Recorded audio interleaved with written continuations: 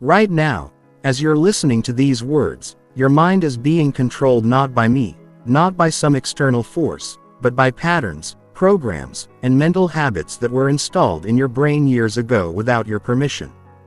Most people live their entire lives as prisoners in their own minds, reacting instead of responding, being driven by emotions instead of directing them, and following thought patterns that lead them further away from the life they actually want. But what if I told you that everything you've been taught about the mind is wrong?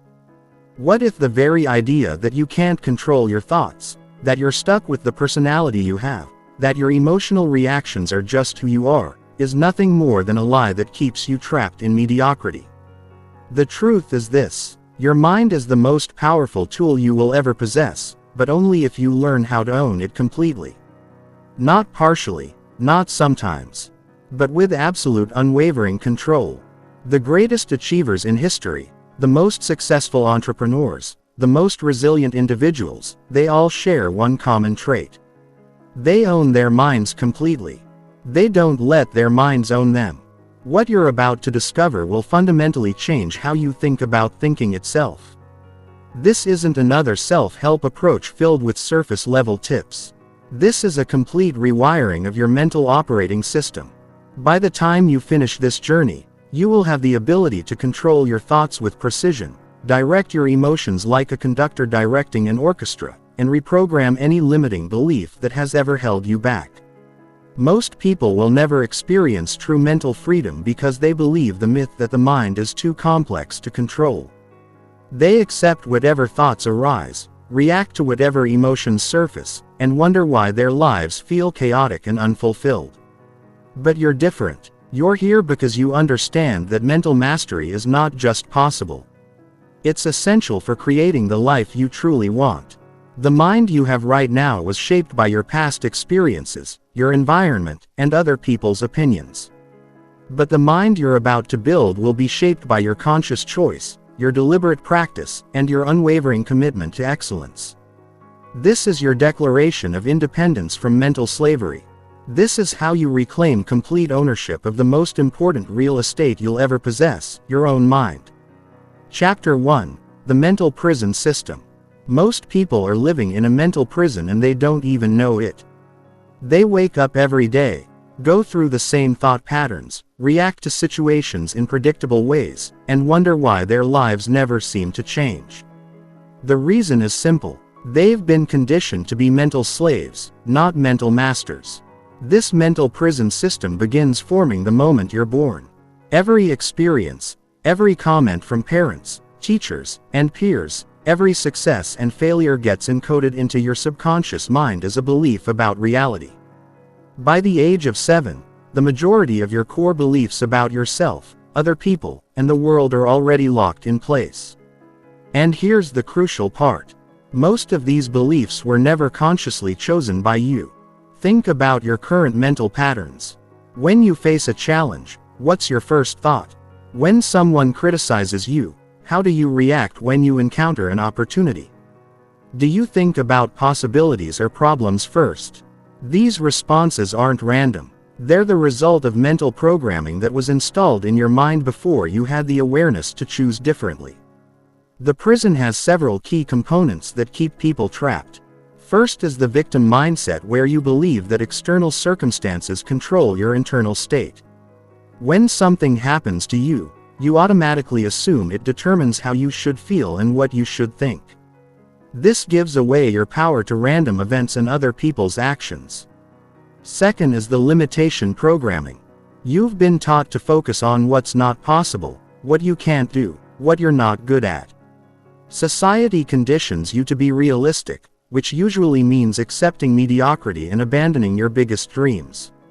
Every time you say, "I can't," "It's impossible," or "I'm not the type of person who," you're reinforcing the walls of your mental prison. Third is the comparison trap. Your mind has been trained to constantly measure yourself against others, leading to either superiority or inferiority complexes.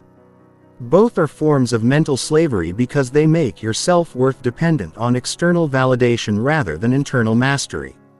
Fourth is the emotional reactivity cycle. Most people believe that emotions just happen to them, that they have no choice in how they feel. They think anger, fear, sadness, and anxiety are forces beyond their control. This belief creates a life of emotional chaos where your mood determines your decisions and your feelings dictate your actions. The most insidious part of this mental prison is that it's invisible. The bars are made of thoughts and beliefs, so you can't see them. The guards are your own mental habits, so you don't realize they're keeping you locked up. And the worst part is that many people become so comfortable in their mental prison that they start defending it. They argue for their limitations, justify their fears, and protect their victim stories. But here's what the prison system doesn't want you to know. The door has always been unlocked. You have the key to your own freedom. And that key is conscious awareness. The moment you realize that your thoughts are not you, that your emotions are not facts, and that your beliefs are not permanent truths, you begin to see the prison for what it really is. An illusion that only has power as long as you believe in it. The first step to mental freedom is recognizing that you've been living in a trance.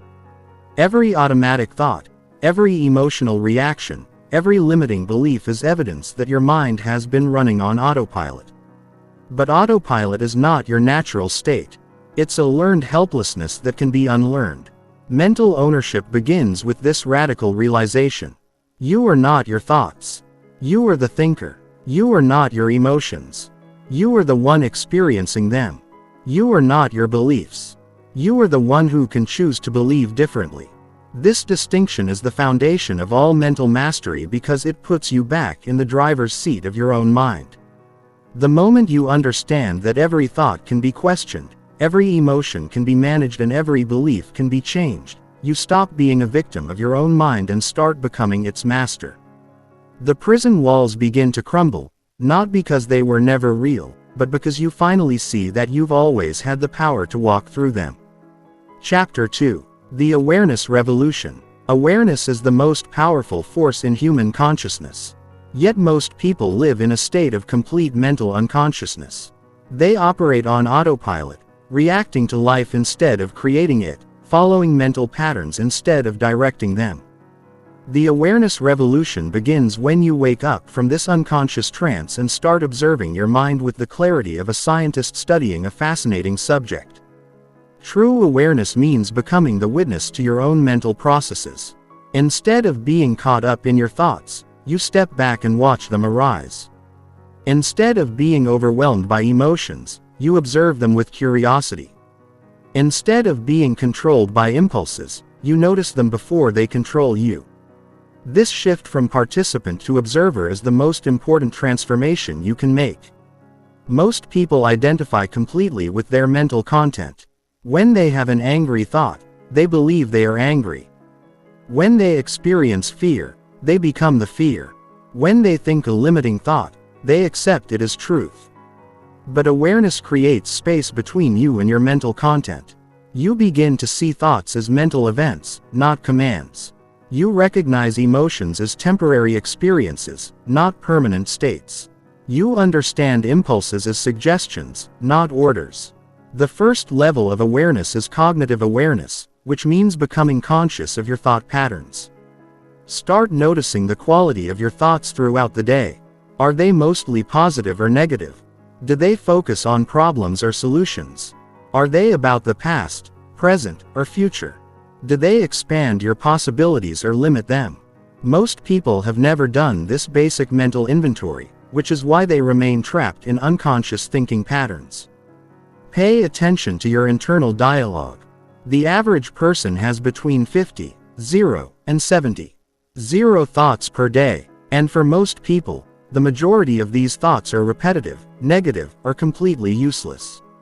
You have a voice in your head that's constantly commenting, judging, worrying, and planning. This voice is not you. It's a mental habit that can be observed, controlled, and ultimately mastered.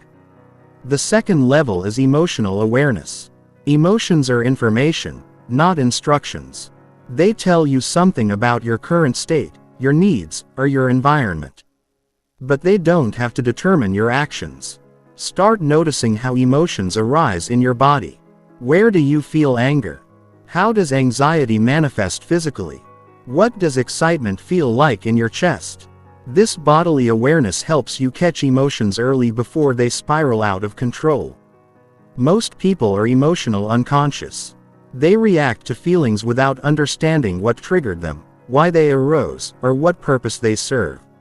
Emotional awareness means recognizing the patterns that create different emotional states. You start to notice that certain thoughts lead to certain feelings, certain environments affect your mood, and certain people influence your emotional state in predictable ways. The third level is behavioral awareness. Your actions reveal your true mental programming more than your conscious thoughts do.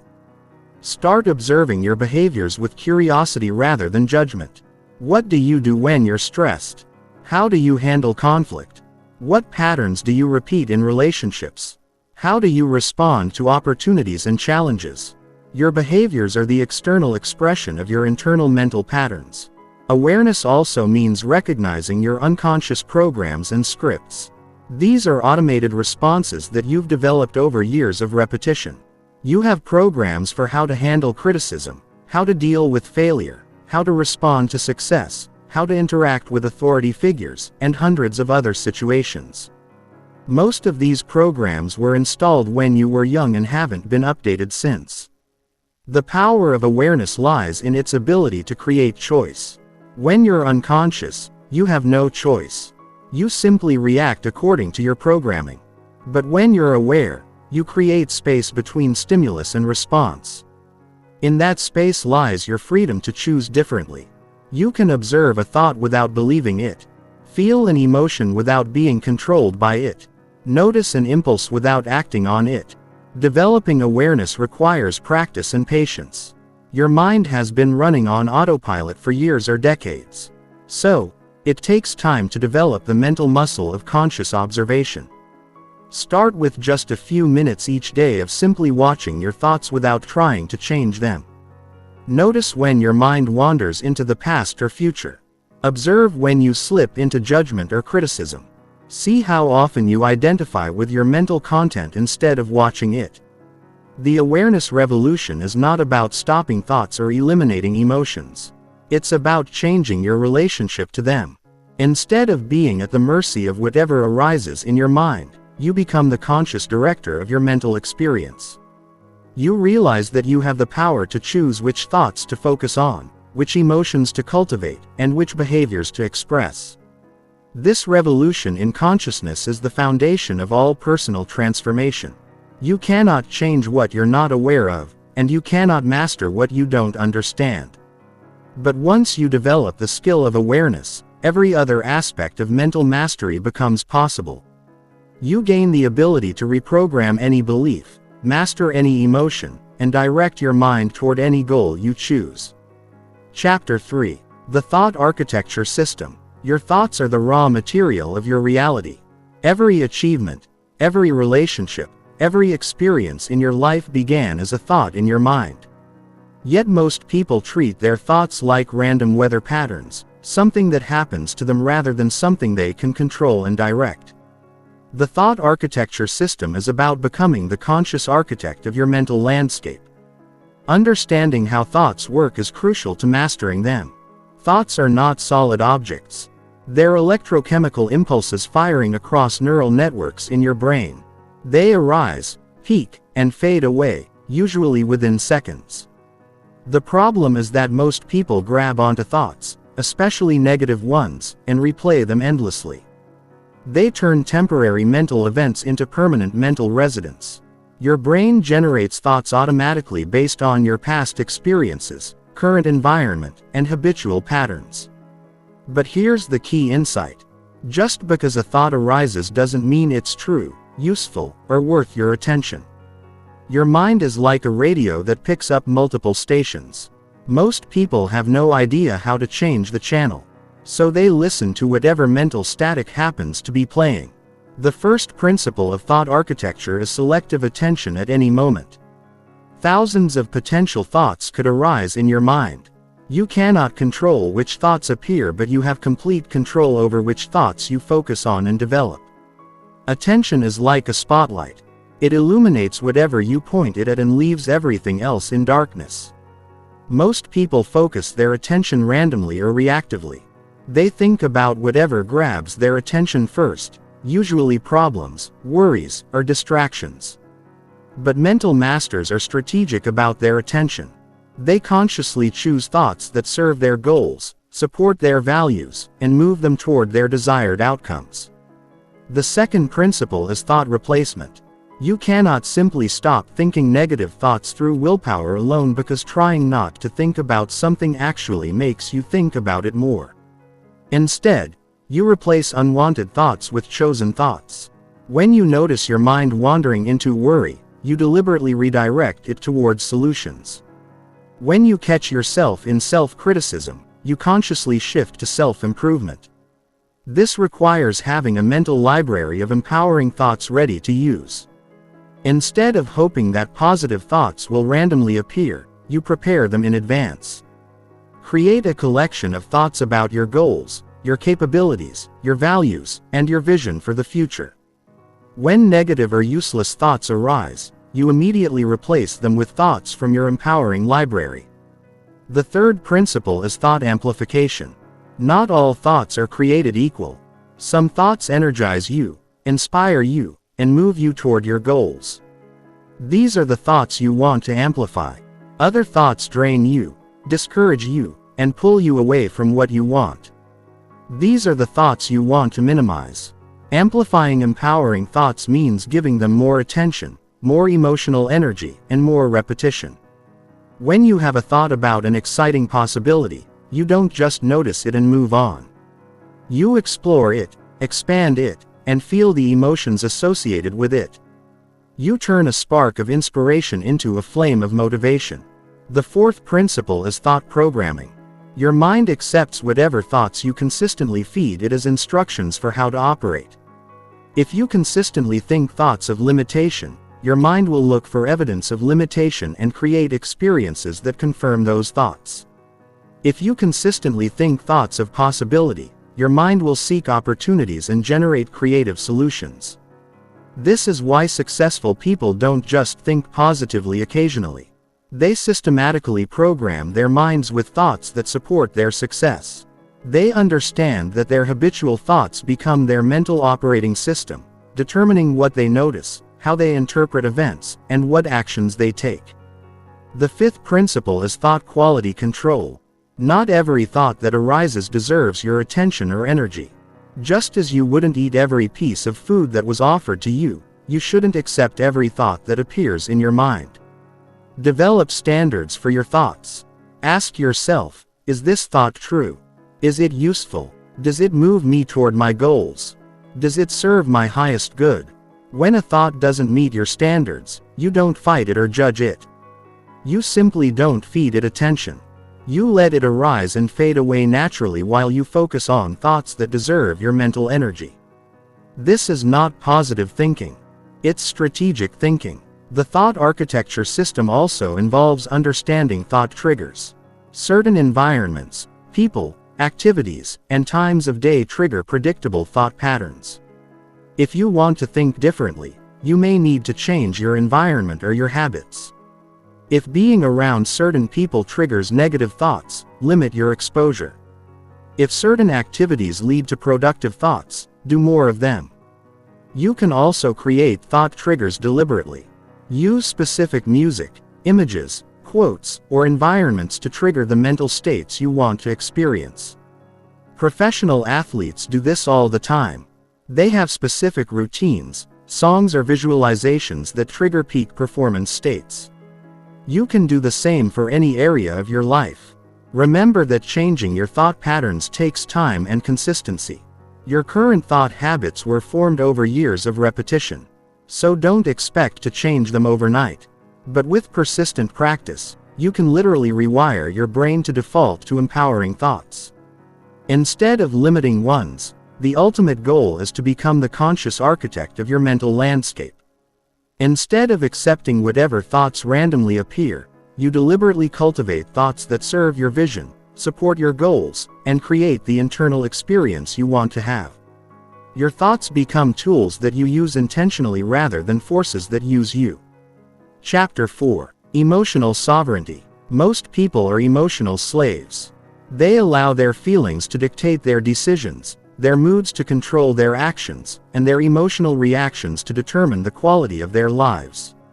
They believe that emotions are forces beyond their control, that they simply happen to them like the weather. But this is one of the most limiting beliefs you can hold because it makes you a victim of your own emotional experience. Emotional sovereignty means taking complete ownership of your emotional life. It means understanding that while you may not be able to control what emotions arise, you have complete control over how you respond to them, how long you experience them, and what you do while you're feeling them. Emotional masters don't let emotions control them. They direct their emotions like a conductor directing an orchestra. The first step to emotional sovereignty is understanding what emotions actually are. Emotions are not mysterious forces. They're psychophysiological responses to your thoughts and interpretations of events. Every emotion you experience is created by your nervous system in response to how you perceive and think about what's happening. This means that your emotions are not caused by external events. They're caused by your internal responses to external events. This distinction is crucial because it puts you back in control. If your emotions were directly caused by outside circumstances, you would be powerless to change them. But since your emotions are caused by your interpretations and thoughts, you can change how you feel by changing how you think about and perceive situations.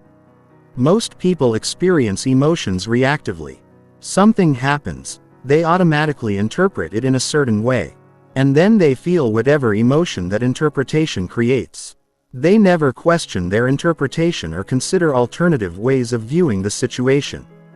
They accept their first emotional reaction as truth and then act from that emotional state. Emotional sovereignty requires developing the ability to pause between trigger and response. When something happens that normally would create an automatic emotional reaction, you create space to consciously choose your response. You ask yourself, how am I interpreting this situation? Is this interpretation accurate? Is it helpful? Are there other ways to view what's happening? The second principle of emotional sovereignty is emotional awareness. You cannot manage what you don't understand. Most people are emotionally illiterate. They can barely identify what they're feeling, let alone understand why they're feeling it or how to change it. Emotional sovereignty requires developing a sophisticated understanding of your emotional patterns.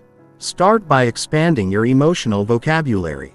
Instead of just feeling good or bad, learn to identify specific emotions. Are you feeling frustrated, disappointed, overwhelmed, anxious, or angry? Each emotion provides different information and requires different responses. The more precisely you can identify your emotions, the more effectively you can work with them. Notice your emotional triggers. What situations, people or thoughts tend to create strong emotional reactions? Understanding your triggers gives you the power to prepare for them or avoid them altogether.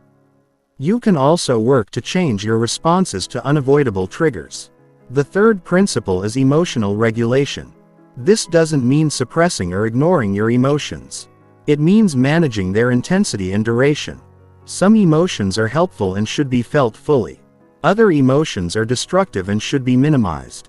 Emotional regulation is about becoming strategic about which emotions you cultivate and which you release. You can regulate emotions through breath control. Your breathing pattern directly affects your nervous system and emotional state. Slow, deep breathing activates the parasympathetic nervous system and creates feelings of calm and control. Rapid shallow breathing activates the sympathetic nervous system and creates feelings of stress and anxiety. You can also regulate emotions through body posture and movement. Your physical state influences your emotional state. Standing tall with your shoulders back creates confidence. Slumping and looking down creates depression. Moving your body changes your energy and can shift your emotional state almost instantly. The fourth principle is emotional choice. Once you understand that emotions are responses to thoughts and interpretations, you realize that you can choose different emotions by choosing different thoughts. This doesn't mean forcing fake positivity. It means consciously selecting interpretations and thoughts that create the emotional states you want to experience. If you want to feel confident, focus your thoughts on your past successes, your capabilities, and your potential. If you want to feel grateful, focus on what you appreciate about your life. If you want to feel motivated, focus on your goals and the reasons you want to achieve them. You can literally think yourself into any emotional state. The fifth principle is emotional intelligence. This means understanding not just your own emotions but also the emotions of others. Emotional sovereignty includes the ability to navigate social situations without being derailed by other people's emotional states. You remain centered and grounded regardless of the emotional chaos around you. Emotional intelligence also means understanding that other people's emotions are their responsibility, not yours. You don't have to fix other people's feelings, take on their stress, or change your behavior to manage their emotions. You can be compassionate and supportive while maintaining your own emotional sovereignty. The ultimate goal of emotional sovereignty is emotional freedom. This means you're no longer at the mercy of whatever emotions happen to arise. You understand that emotions are temporary experiences, not permanent states. You can feel difficult emotions without being consumed by them. And you can cultivate positive emotions without depending on external circumstances to create them. When you achieve emotional sovereignty, you become emotionally antifragile. Instead of being broken down by difficult emotions, you're strengthened by them. You see every emotional experience as information and opportunity for growth. You maintain your center regardless of what emotional storms may arise around you or within you. Chapter 5. The Reprogramming Protocol. Your mind is running on software that was installed years ago, much of it without your conscious permission. This mental software consists of beliefs, assumptions, automatic responses, and habitual patterns that were formed when you were young, inexperienced, and operating with limited information. Most people spend their entire lives running on this outdated mental software, wondering why they keep getting the same results and experiencing the same limitations. The reprogramming protocol is about consciously upgrading your mental software. It's about identifying the limiting programs that are holding you back and installing new programs that support your goals, values, and vision for your life. This is not about positive thinking or wishful fantasizing.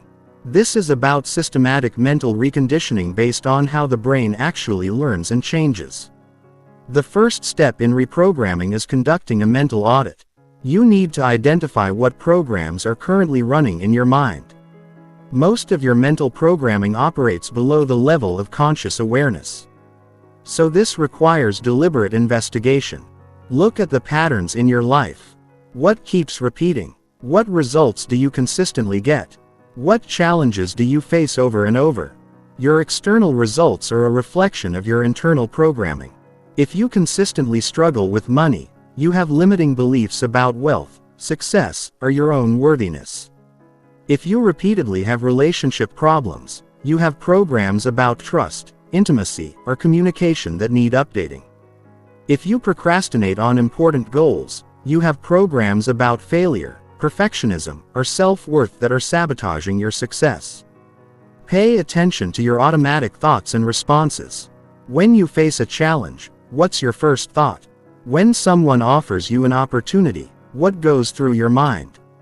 When you think about your biggest goals, what internal voice speaks up? These automatic responses reveal your underlying programming. The second step is identifying the source of limiting programs. Most of your mental software was installed during childhood when your brain was in a highly programmable state. You accepted beliefs and assumptions from parents, teachers, peers, and society without questioning them. You interpreted early experiences and formed conclusions about yourself, other people, and how the world works. Common sources of limiting programs include being told you're not smart enough, not talented enough, or not worthy enough, experiencing failure, and concluding that you should avoid risks. Being criticized and developing perfectionist tendencies, observing your parents' struggles and forming beliefs about money, relationships, or success. comparing yourself to others and feeling inadequate. The third step is questioning the validity of your current programs. Most limiting beliefs were formed with incomplete information and childish reasoning.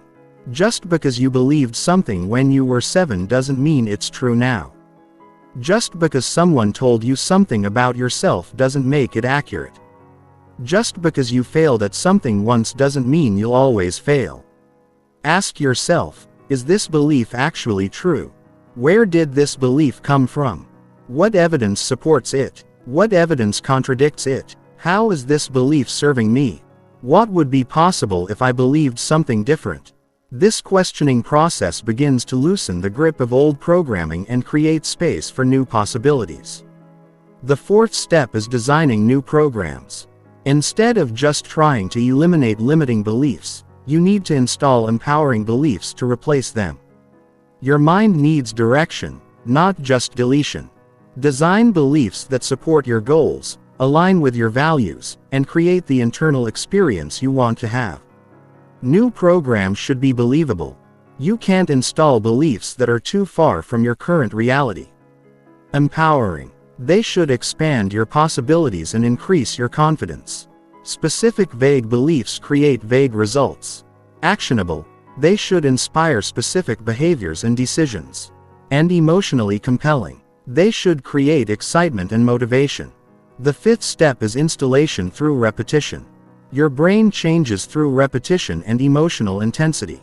New programs must be repeated consistently until they become automatic. This requires deliberate practice, not just occasional positive thinking.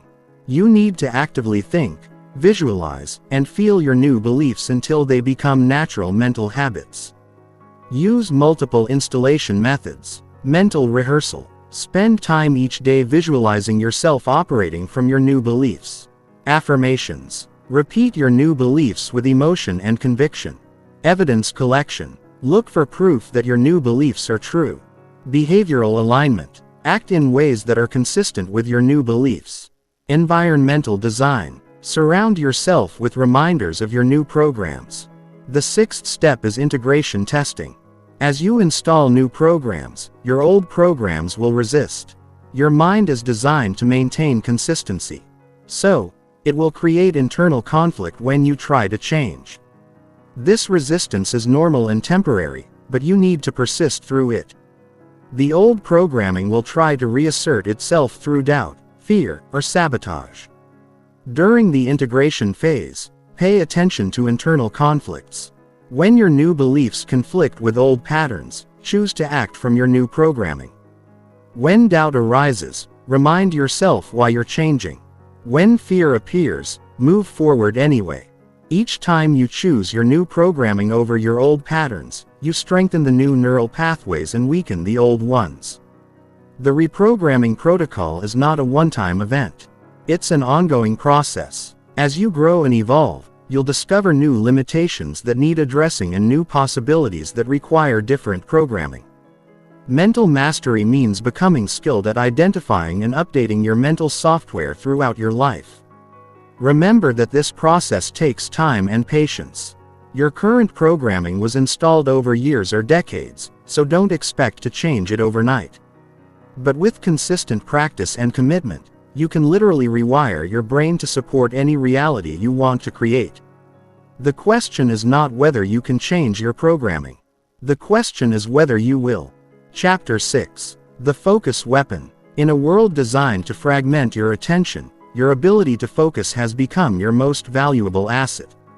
While most people's minds scatter like leaves in the wind, jumping from thought to thought, distraction to distraction, mental masters have developed their focus into a precision weapon that can cut through any challenge and achieve any goal. Focus is not just concentration. It's the ability to direct your mental energy exactly where you want it, when you want it, for as long as you want it. It's the difference between a flashlight that dimly illuminates everything and a laser that can cut through steel. Most people have flashlight minds scattered, weak, and ineffective. You're going to develop a laser mind, focused, powerful, and unstoppable. The modern world is engaged in a war for your attention. Every app, website, advertisement, and notification is scientifically designed to capture and fragment your focus. The average person checks their phone 96 times per day and has an attention span shorter than a goldfish. They live in a constant state of partial attention, never fully present to anything, never able to go deep on what matters most. But this crisis of attention creates an unprecedented opportunity. While everyone else's focus becomes weaker, yours can become stronger. While others become more distractible, you can become more concentrated. The person who can focus deeply in a world of shallow attention will dominate every field they enter. Understanding how focus works is the first step to mastering it. Focus is not a single skill. It's a complex system involving multiple mental processes. Selective attention allows you to choose what to focus on. Sustained attention allows you to maintain focus over time. Divided attention allows you to manage multiple tasks when necessary. Executive attention allows you to monitor and control your focus. Most people have never trained any of these attention systems. They let their focus be controlled by whatever is loudest, brightest, or most urgent. They operate in reactive mode, responding to external demands rather than directing their attention strategically. This makes them weak, scattered, and ineffective. The first principle of focus mastery is intentional direction. Every moment of every day, your attention is pointed somewhere. The question is, are you choosing where it points, or is something else choosing for you? Mental masters make deliberate decisions about where to place their focus and protect those decisions from interference. Start by taking inventory of where your attention goes naturally. What do you think about most often? What captures your focus without you deciding to focus on it? What pulls your attention away from important tasks? Most people have never done this basic assessment, which is why they remain victims of their attentional habits. The second principle is environmental design. Your environment has a massive impact on your ability to focus. A cluttered, noisy, distracting environment makes focus nearly impossible. A clean, organized, purposeful environment supports deep concentration. You cannot have a focused mind in a chaotic environment. Remove all unnecessary distractions from your workspace. Turn off notifications. Put your phone in another room. Use website blockers. Create physical barriers between you and distractions. Your willpower is limited, but environmental design can make focus automatic. The third principle is single-tasking mastery. Multitasking is a myth that destroys focus and reduces performance. When you think you're multitasking, you're actually rapidly switching between tasks. And each switch carries a cognitive cost every time you shift focus. Your brain needs time to refocus. And during those transitions, errors increase and performance decreases. Mental masters understand that doing one thing at a time with complete focus produces better results than doing multiple things with divided attention. They batch similar tasks together, eliminate task switching, and give their full presence to whatever they're doing. The fourth principle is depth training. Your brain's ability to focus deeply is like a muscle. It grows stronger with training and weaker without use. Most people have trained their brains for shallow focus by constantly switching between quick, easy tasks. You need to retrain your brain for deep focus by regularly engaging in challenging, sustained mental work. Practice focusing on difficult tasks for progressively longer periods. Start with 25 minutes of uninterrupted focus. Then gradually increase to 90 minutes or more. Read complex books that require sustained attention. Engage in activities that demand deep concentration. The more you practice deep focus, the stronger your focus muscle becomes. The fifth principle is attention restoration. Focus is a finite resource that gets depleted with use.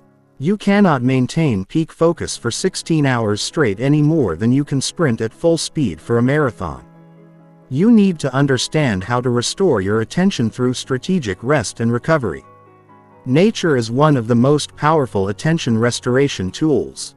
Spending time in natural environments allows your directed attention to rest while your involuntary attention engages with the natural world.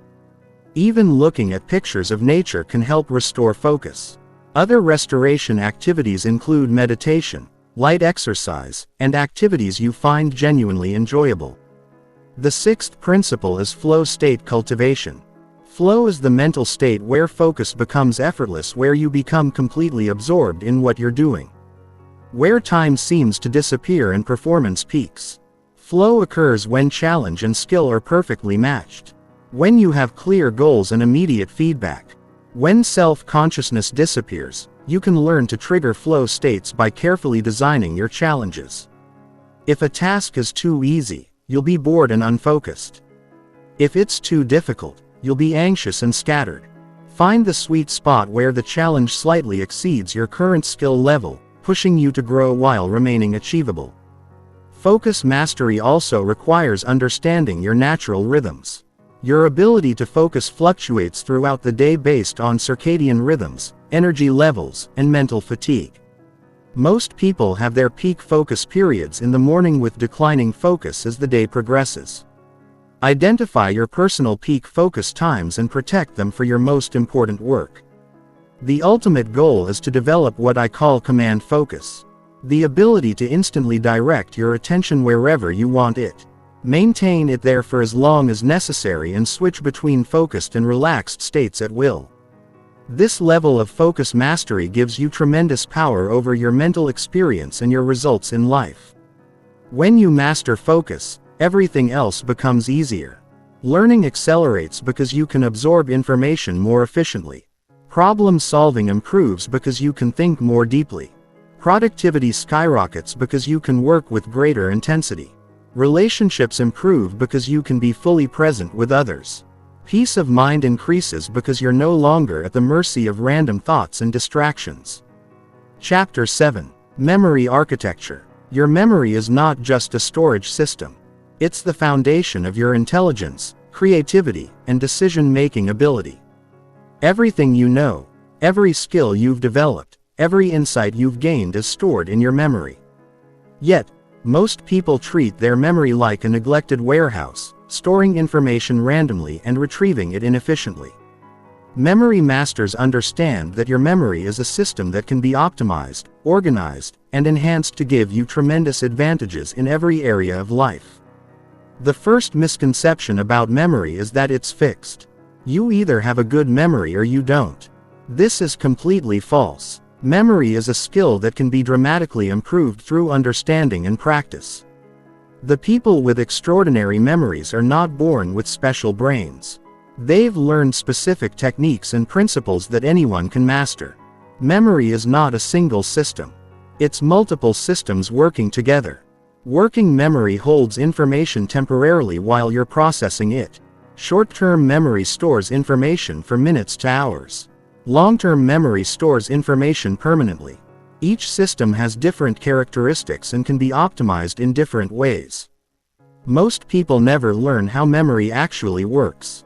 So they use ineffective strategies that make remembering difficult and forgetting inevitable. They try to memorize through repetition alone. They don't organize information logically. They don't create meaningful connections. And they don't review strategically. This makes learning frustrating and memory unreliable.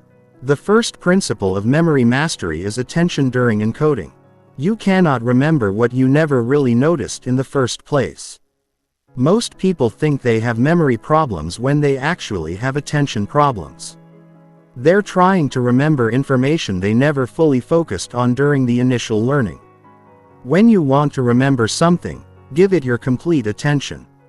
Eliminate distractions, engage multiple senses, and actively process the information rather than passively exposing yourself to it. The quality of your attention during learning determines the strength of your memory. The second principle is meaningful connection. Your brain remembers information by connecting it to what you already know. Isolated facts are difficult to remember because they have no hooks to hang on to in your existing knowledge structure. But information that connects to your prior knowledge, personal experiences, or emotions becomes much easier to remember. Always ask yourself, how does this new information relate to what I already know? What does it remind me of? How can I connect it to my personal experience?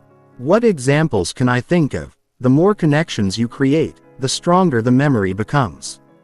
The third principle is organization and structure. Random information is hard to remember. But organized information is easy to remember. Your brain is a pattern recognition machine that works best when information is structured logically. Create frameworks, categories, hierarchies, and systems for organizing what you learn. Use techniques like mind mapping to visualize relationships between ideas. Create outlines that show how concepts fit together. Group related information into categories. Look for patterns and principles that connect seemingly different pieces of information. The better organized your knowledge becomes, the easier it is to store and retrieve. The fourth principle is elaborative encoding. The more ways you process information, the more memory pathways you create and the easier it becomes to remember. Instead of just reading information once, you should elaborate on it, explain it in your own words, ask questions about it, and think about its implications. Teach what you learn to someone else, even if it's just explaining it to yourself out loud. Write summaries in your own words. Create examples and analogies. Connect new information to multiple areas of your life.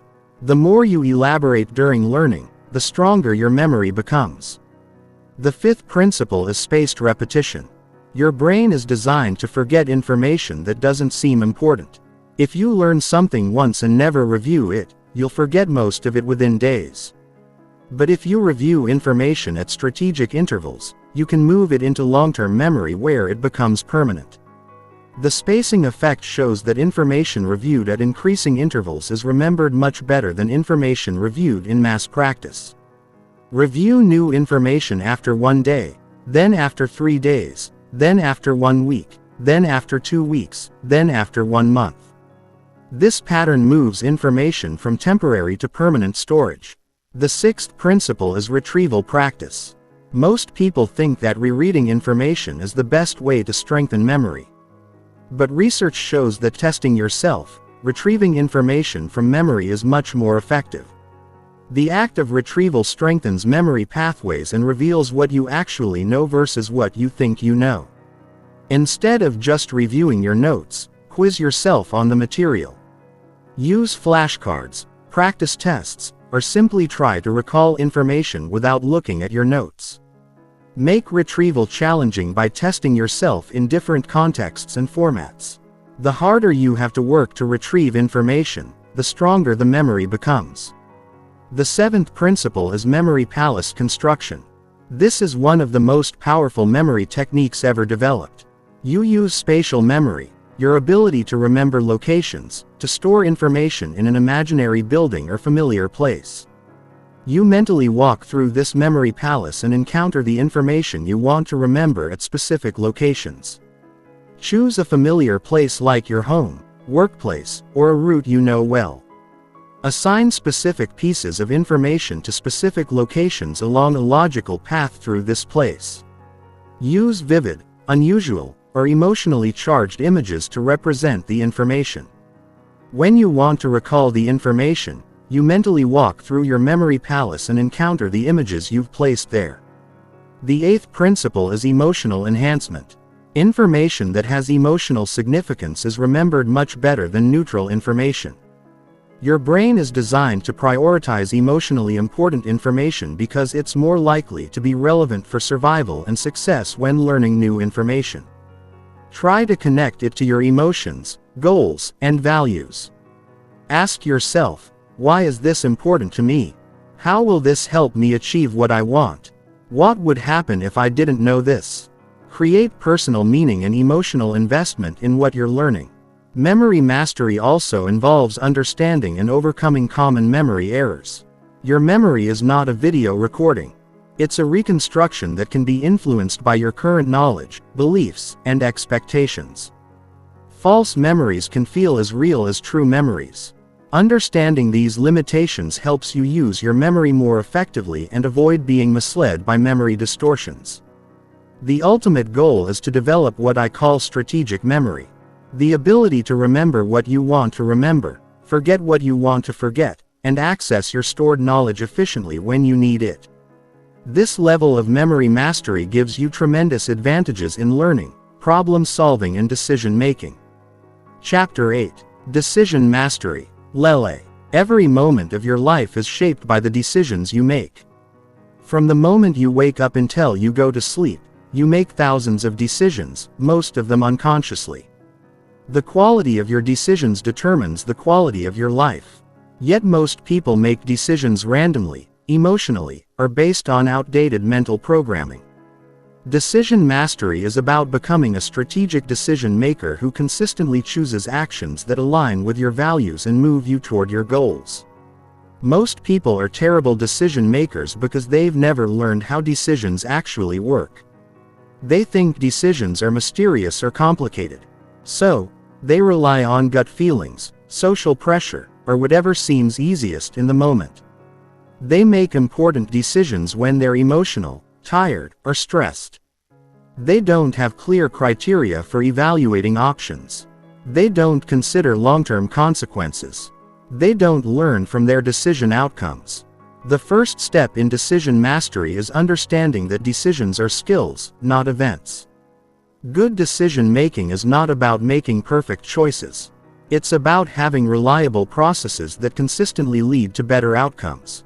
You can learn to make better decisions by understanding how decisions work and practicing systematic decision-making approaches. Every decision involves several components.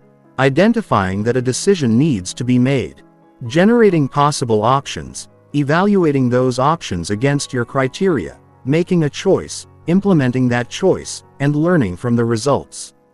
Most people are weak at every step of this process, which is why their decisions often lead to regret, confusion, or unintended consequences. The first principle of decision mastery is clarity of values and priorities. You cannot make good decisions if you don't know what you're trying to achieve or what matters most to you. Your values are your decision-making criteria. They help you evaluate options and choose the alternative that best aligns with what's important to you.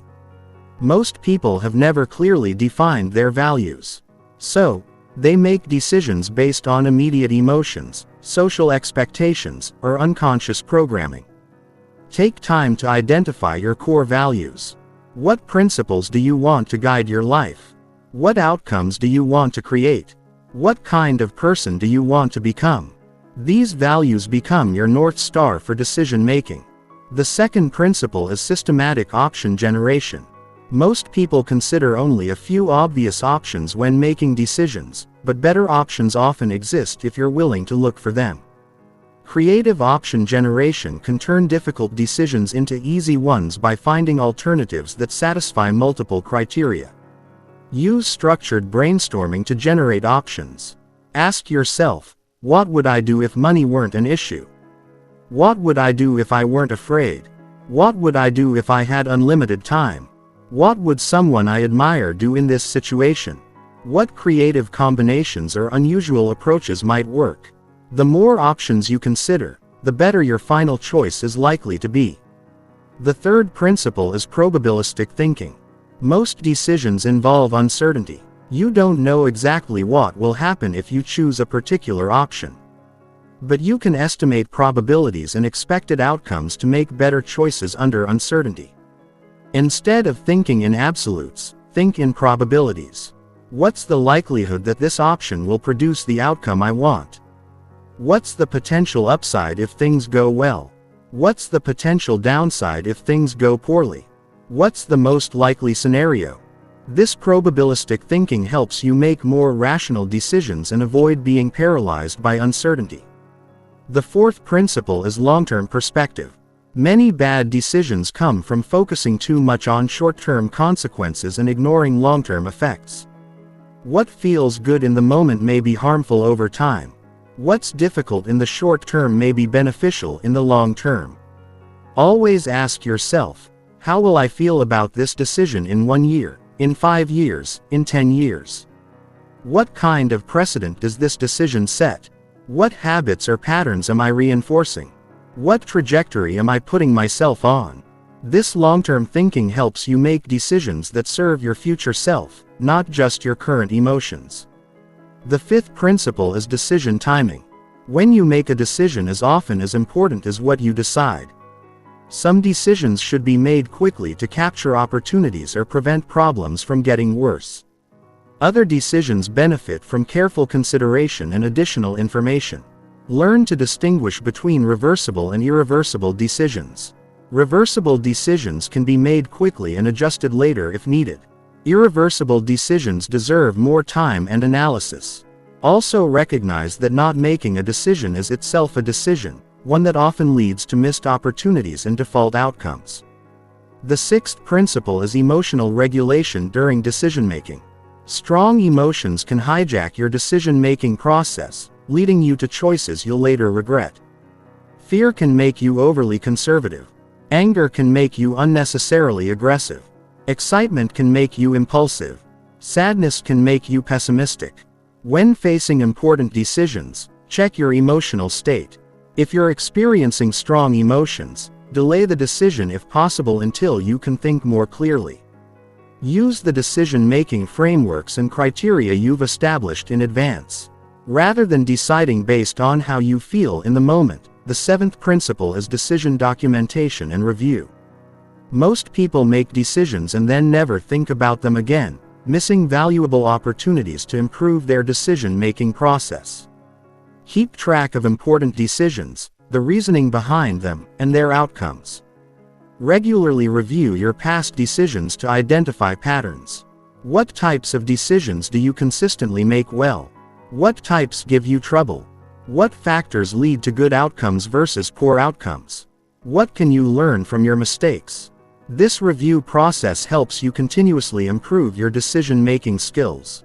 The eighth principle is commitment and follow-through. A decision is worthless if you don't implement it effectively. Many people make good decisions but fail to follow through with consistent action.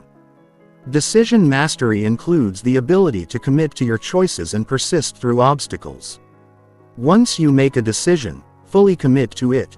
Don't constantly second-guess yourself or look back with regret. Put systems in place to ensure you follow through. Anticipate obstacles and plan how you'll overcome them. Track your progress and adjust your implementation as needed while staying committed to the overall decision. Decision mastery also involves understanding cognitive biases that can distort your decision-making. Confirmation bias makes you seek information that supports what you already believe. Anchoring bias makes you rely too heavily on the first piece of information you receive. Availability bias makes you overweight recent or memorable events. The ultimate goal is to develop what I call strategic decision-making. The ability to consistently make choices that align with your values, serve your long-term interests, and move you toward your goals. This level of decision mastery gives you tremendous control over the direction and quality of your life. Chapter 9. Mental Resilience Engineering. Life will test your mind repeatedly. You will face failures, setbacks, rejections, losses, and unexpected challenges that threaten to break your spirit and destroy your progress. Most people crumble under these pressures because they've never developed true mental resilience. They see obstacles as evidence that they should give up, view setbacks as proof of their inadequacy, and allow temporary defeats to become permanent failures. Mental resilience is not about being tough or pretending that difficulties don't affect you. It's about developing the psychological strength to maintain your direction and composure regardless of what life throws at you.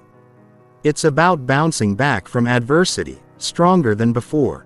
It's about transforming obstacles into opportunities and using challenges as fuel for growth. Resilient people are not born different. They've learned to think differently about adversity. They understand that challenges are inevitable, temporary, and often beneficial. They see setbacks as information, not indictments. They view obstacles as training, not torture. They know that their response to adversity is more important than the adversity itself. The first component of mental resilience is cognitive flexibility. This is the ability to adjust your thinking when circumstances change, to find alternative perspectives when your original approach isn't working, and to generate creative solutions when faced with unexpected challenges.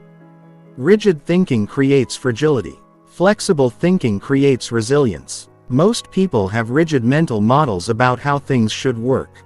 And when reality doesn't match their expectations, they become frustrated, angry, or defeated.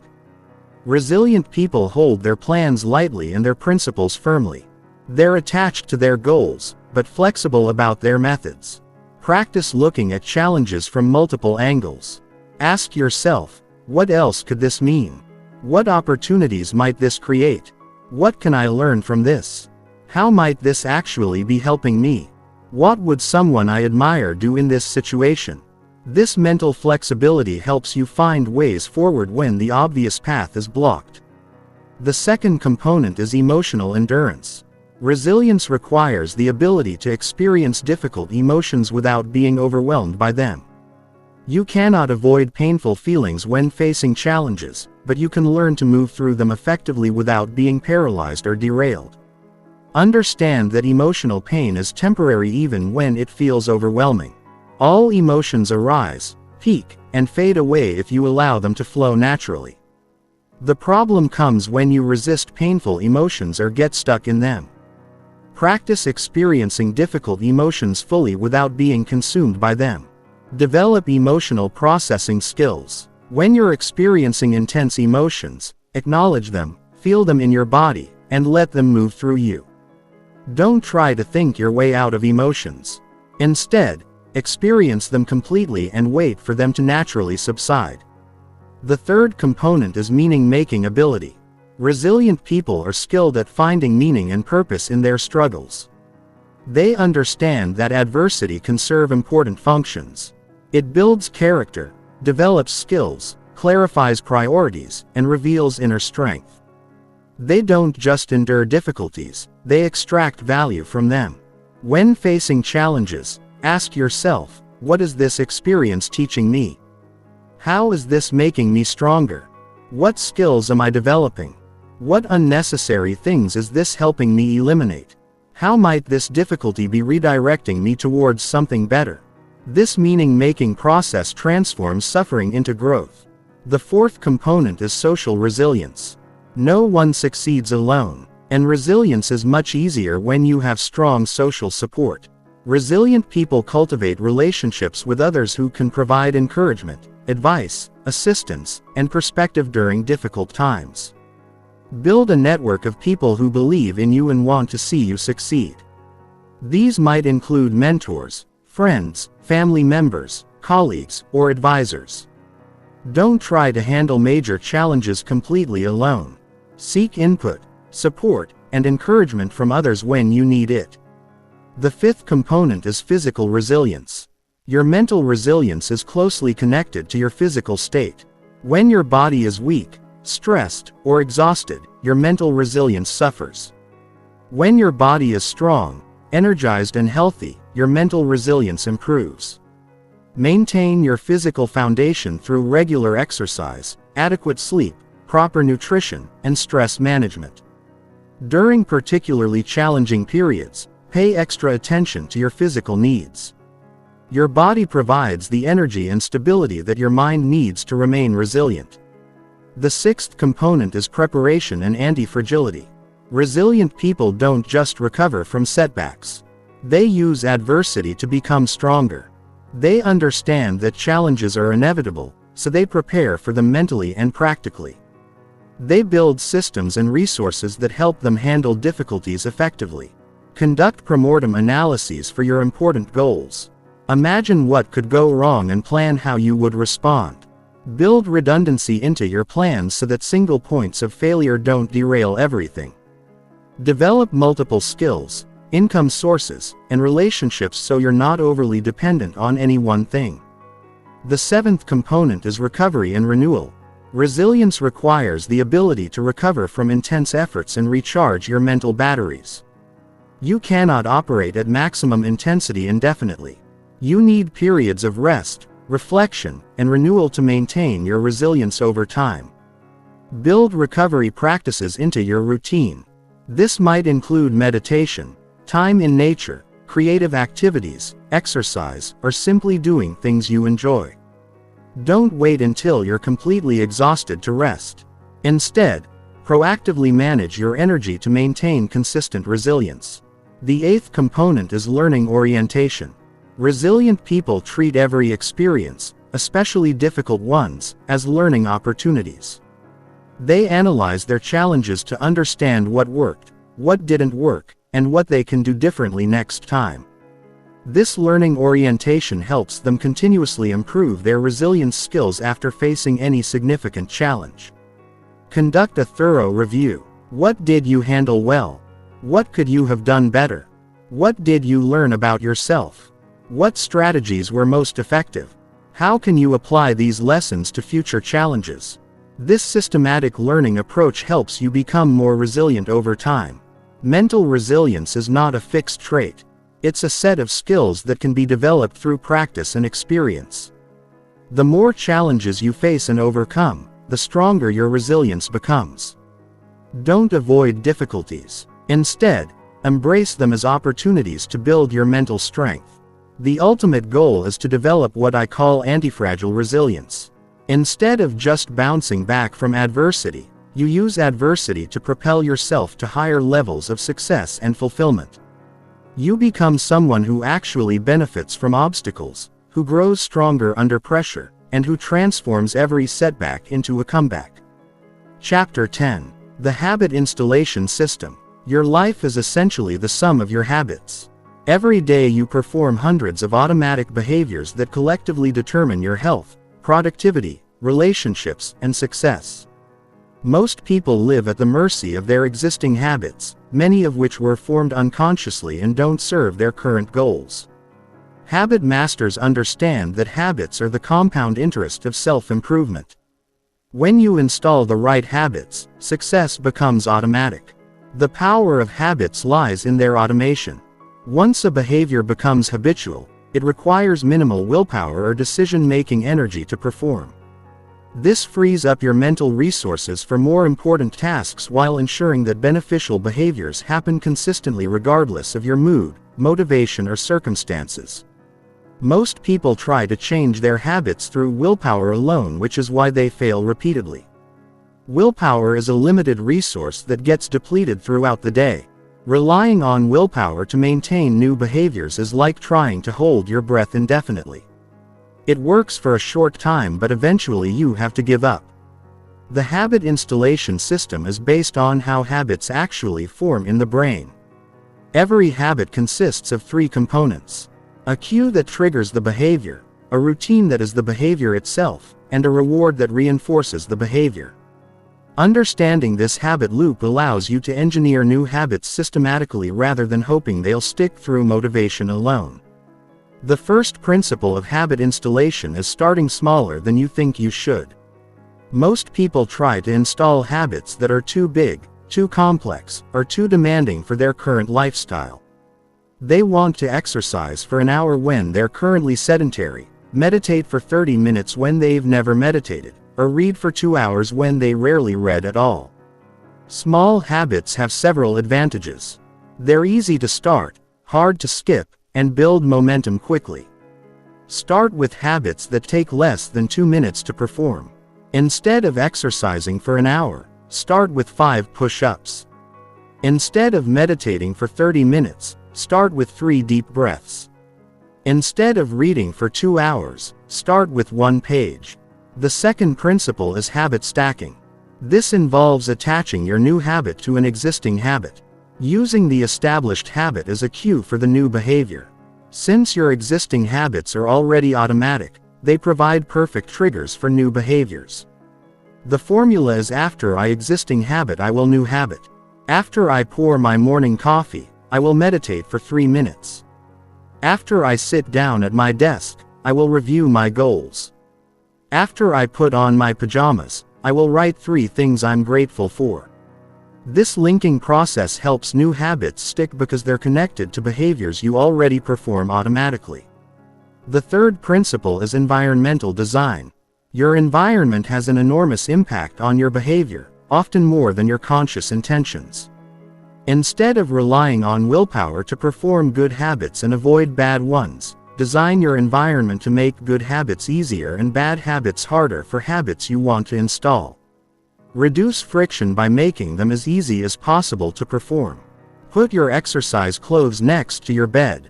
Place healthy snacks at eye level in your refrigerator. Keep books in every room where you might want to read. The easier you make good habits, the more likely you are to perform them. For habits you want to eliminate, increase friction by making them harder to perform. Put junk food in hard-to-reach places.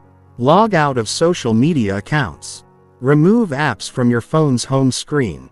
Use website blockers during work hours. The harder you make bad habits, the less likely you are to perform them. The fourth principle is reward optimization. Your brain is designed to repeat behaviors that are rewarded and abandon behaviors that aren't. Many beneficial habits don't provide immediate rewards, which is why they're difficult to maintain.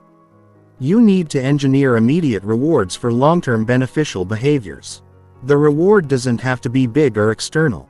It can be as simple as checking off a box, giving yourself a mental pat on the back, or saying, "Good job," out loud. The key is that the reward happens immediately after the behavior, creating a positive association that makes you want to repeat the behavior. The fifth principle is identity alignment. The most sustainable habits are those that align with your desired identity rather than just your goals. Instead of focusing on what you want to achieve, focus on who you want to become. Instead of trying to lose weight, become someone who eats healthy. Instead of trying to write a book, become a writer. Every time you perform a habit, you're casting a vote for the type of person you want to be. Each individual action might not seem significant, but over time these votes accumulate and create your identity. Ask yourself, what type of person would I need to become to achieve my goals? What habits would that person have? Then start performing those habits. The sixth principle is progressive overload. Once you've established a small habit and it becomes automatic, you can gradually increase its intensity, duration, or frequency. This allows you to build substantial habits over time without overwhelming yourself initially. After your 5 push-ups become automatic, increase to 10. After your 3-minute meditation becomes natural, extend to 5 minutes. After reading 1 page becomes routine, increase to 5 pages. This gradual progression prevents your brain from resisting the change while building substantial behaviors over time. The seventh principle is failure recovery. You will miss your habits. Sometimes life happens. You get sick, you travel, or you simply forget. Most people use a single missed day as an excuse to abandon their habit entirely. Habit masters understand that missing once is a mistake. But missing twice is the beginning of a new habit. Never miss twice in a row. If you miss your habit today, make it your top priority to perform it tomorrow. Don't try to make up for missed days by doing extra instead. Just get back to your normal routine as quickly as possible. Consistency over perfection is the key to long-term habit success. The eighth principle is systematic tracking. What gets measured gets managed. Tracking your habits provides clear feedback about your progress, creates accountability, and maintains motivation during difficult periods. The simple act of recording whether you performed a habit makes you more likely to do it. Use a habit tracker that's easy to update and visible to you daily. This might be a simple checklist, a smartphone app, or a calendar where you mark off successful days. The visual representation of your consistency becomes motivating and helps you maintain momentum. Habit installation is not about perfection. It's about creating systems that make success automatic. The goal is to build a collection of habits that collectively move you toward your goals without requiring constant willpower or decision-making. When your habits align with your values and desired outcomes, success becomes inevitable rather than accidental. The ultimate objective is to become someone whose daily habits automatically create the life they want to live. Instead of forcing yourself to do beneficial things through willpower, you become someone who naturally does beneficial things because that's who you are. Your habits become your identity and your identity drives your habits, creating a positive cycle that leads to extraordinary results. Chapter 11. The Mindset Forge. Your mindset is the lens through which you view reality. And that lens determines everything you see, feel, and experience. Most people inherit their mindsets from their environment, accepting limiting beliefs and constrictive worldviews without question. They operate from mindsets of scarcity, fear and limitation, which create lives of struggle, mediocrity, and unfulfilled potential. Mental masters understand that mindset is a choice, and they deliberately forge mindsets that serve their highest aspirations. Mindset is more than positive thinking. It's a comprehensive belief system about how the world works, what's possible for you, and what rules govern success and failure. Your mindset shapes what opportunities you notice, what risks you're willing to take, how you interpret setbacks, and what actions you consider possible. A limiting mindset makes you blind to possibilities that someone with an empowering mindset sees clearly. The most fundamental mindset distinction is between fixed and growth mindsets. A fixed mindset believes that abilities, intelligence, and talents are static traits that cannot be significantly developed. People with fixed mindsets avoid challenges because failure might reveal their limitations. They give up quickly when faced with obstacles. They see effort as a sign of inadequacy. They feel threatened by others' success. A growth mindset believes that abilities can be developed through dedication, hard work, and learning from failure. People with growth mindsets embrace challenges as opportunities to improve. They persist through setbacks because they understand that struggle leads to growth. They see effort as the path to mastery. They find inspiration in others' success. But growth mindset is just the beginning. Mental masters develop what I call a mastery mindset that goes beyond believing you can improve to knowing that continuous improvement is your natural state. A mastery mindset sees every experience as education, every challenge as training, and every setback as valuable feedback. The first principle of mindset forging is conscious selection. Most people never choose their mindsets. They simply accept whatever beliefs were programmed into them during childhood. Mindset masters actively examine their current beliefs and consciously select beliefs that serve their goals and values. Examine your current mindsets about money, relationships, success, failure, your own capabilities, and other people's motives. Ask yourself, where did these beliefs come from? Are they serving me? What would be possible if I believed something different? What beliefs would someone who has what I want hold about these areas? The second principle is evidence management. Your mind is constantly looking for evidence to support your existing beliefs, and it finds what it looks for. If you believe that success is hard, you'll notice all the struggles and ignore the ease. If you believe that people are generally good, you'll notice kindness and overlook selfishness. Mindset masters actively manage their evidence. They deliberately look for proof that supports empowering beliefs and consciously reframe evidence that seems to support limiting beliefs. They understand that evidence is always filtered through interpretation, and they choose interpretations that serve their growth. The third principle is identity integration. Your mindset must be consistent with your identity, or internal conflict will undermine your efforts. If you see yourself as someone who struggles with money, adopting an abundance mindset will feel fake and temporary. You must evolve your identity along with your mindset. Start acting like someone who already has the mindset you want to develop. How would someone with an abundance mindset think about a financial challenge? How would someone with a growth mindset respond to criticism? How would someone with a mastery mindset handle a setback? Begin embodying these responses until they become natural. The fourth principle is environmental alignment. Your environment constantly reinforces certain mindsets while challenging others. If you're surrounded by people with limiting beliefs, those beliefs will seem normal and reasonable. If you're exposed to people with empowering beliefs, those beliefs will seem natural and attainable. Curate your information diet carefully. Read books, listen to podcasts, and watch videos that reinforce empowering mindsets. Spend time with people who have the mindsets you want to develop. Limit exposure to negative news, pessimistic people, and content that reinforces limiting beliefs. The fifth principle is stress testing. Mindsets are easy to maintain when life is going well, but they're truly tested during difficult times. A weak mindset crumbles under pressure, while a strong mindset becomes even more valuable during challenges. Deliberately expose your mindsets to stress to strengthen them.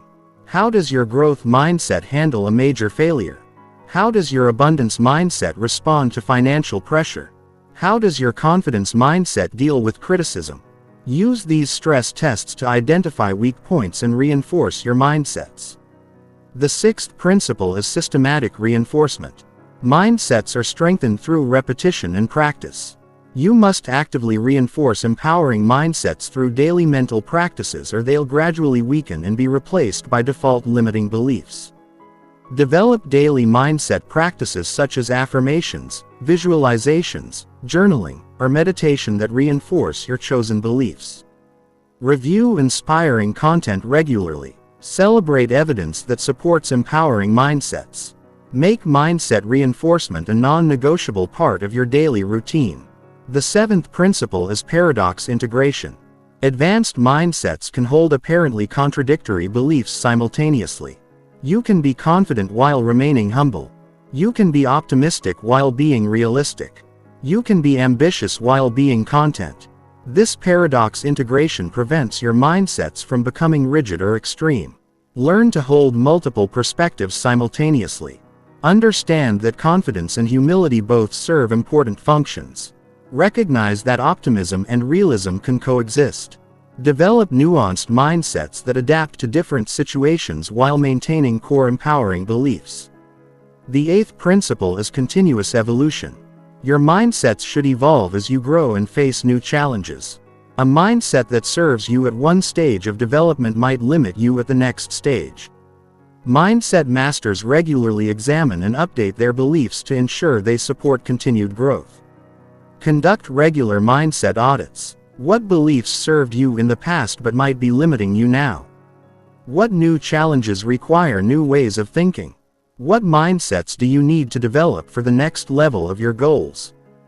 Be willing to outgrow old mindsets when they no longer serve you. Mindset forging is not about adopting positive platitudes or denying reality. It's about consciously choosing belief systems that expand your possibilities, increase your resilience, and align with your highest aspirations. Your mindset becomes the foundation upon which all other mental skills are built. When you master mindset forging, you gain the ability to see opportunities where others see problems, to find strength where others find weakness, and to create possibilities where others see limitations. You become someone who shapes reality through the power of perspective rather than someone who is shaped by circumstances. Chapter 12. Mental Energy Management. Your mental energy is your most precious resource. Yet most people waste it carelessly on activities, thoughts, and emotions that drain rather than energize them. They operate in a constant state of mental fatigue, wondering why they feel overwhelmed, unfocused, and unable to perform at their best. Mental energy masters understand that managing their mental energy is as important as managing their time, money, or physical health. Mental energy is different from physical energy. You can be physically rested but mentally exhausted, or physically tired but mentally sharp. Mental energy is depleted by decision-making, focus-intensive work, emotional processing, and resisting temptations. It's restored by rest, renewal activities, and operating within your natural rhythms and strengths. Most people have never mapped their mental energy patterns. So they schedule demanding tasks when their energy is low and waste their peak energy periods on trivial activities. They don't understand what drains their mental energy or what restores it. They operate reactively, responding to whatever demands their attention rather than strategically managing their mental resources. The first principle of mental energy management is energy awareness. You must understand your personal energy patterns when you have the most mental energy. What activities energize you versus drain you, and how different factors affect your mental state throughout the day. Track your mental energy levels for at least a week. Rate your energy on a scale of 1 to 10 every few hours. Notice what activities preceded high energy periods and what preceded low energy periods. Identify your peak performance windows and your natural recovery times. This data becomes the foundation for strategic energy management. The second principle is energy allocation. Once you understand your energy patterns, you can strategically allocate your mental energy to your most important activities. Schedule your most challenging, creative, or important work during your peak energy periods. Save routine, administrative, or less demanding tasks for your lower energy times. Most people do the opposite. They waste their peak energy on email, meetings, and busy work. Then try to do their most important work when they're mentally exhausted. This backwards approach guarantees suboptimal performance and chronic frustration. The third principle is energy protection. Your mental energy is constantly under attack from distractions, interruptions, emotional drains, and energy vampires.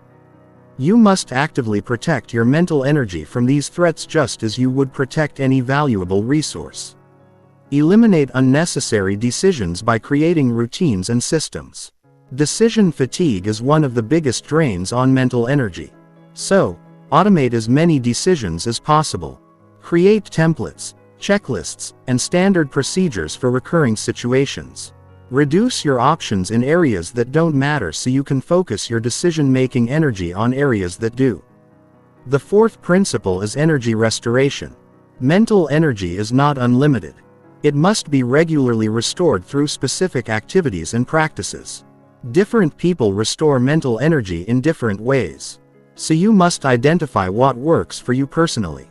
Common energy restoration activities include time in nature, physical exercise, meditation, creative hobbies, social connection with positive people, reading, listening to music, and engaging in activities you find intrinsically enjoyable. The key is that these activities feel restorative rather than demanding. The fifth principle is energy optimization through strengths alignment. You have more mental energy available when you're working within your natural strengths and talents. Activities that align with your strengths feel energizing, while activities that go against your strengths feel draining, even if you can perform them competently. Identify your core strengths and find ways to use them more frequently.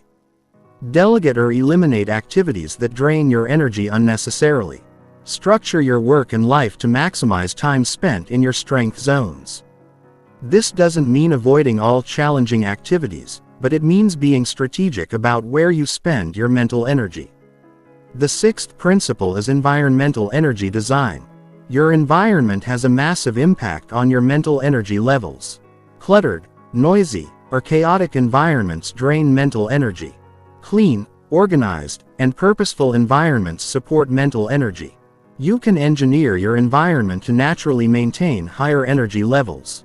Design workspaces that energize rather than drain you. Use lighting that supports alertness during work periods and relaxation during rest periods. Minimize visual and auditory distractions. Create physical spaces that support the mental states you want to maintain. The seventh principle is emotional energy management. Emotions have a significant impact on mental energy.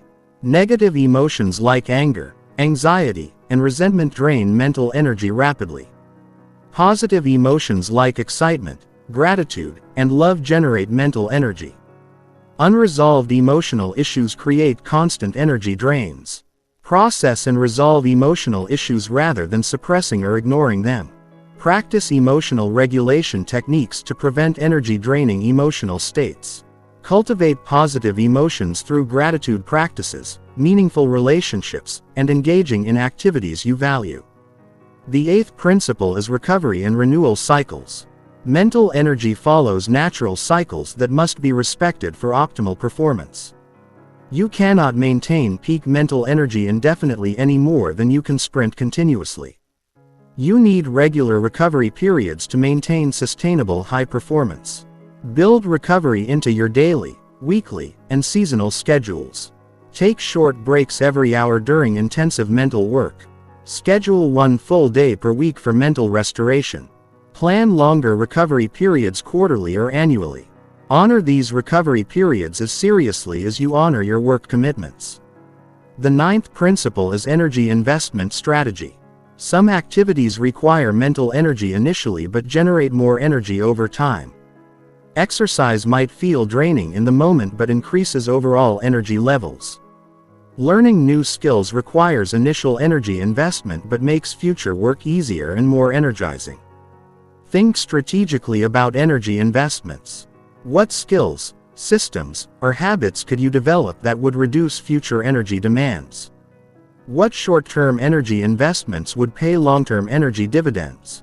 Make conscious choices to invest mental energy in activities that compound over time. Mental energy management is not about working harder. It's about working smarter. It's about understanding that your mental energy is finite and precious and using it strategically to achieve maximum impact with minimum waste. When you master mental energy management, you'll be amazed at how much more you can accomplish while feeling less stressed and more satisfied. The ultimate goal is to operate from a state of consistent mental vitality rather than chronic mental fatigue. You want to feel energized by your work rather than drained by it. Excited about your challenges rather than overwhelmed by them, and confident in your ability to handle whatever demands arise. Chapter 13. Cognitive Performance Optimization. Your brain is the most sophisticated processing system in the known universe, capable of extraordinary feats of creativity, analysis, memory, and problem solving. Yet, most people operate at a fraction of their cognitive potential because they've never learned how to optimize their brain's performance.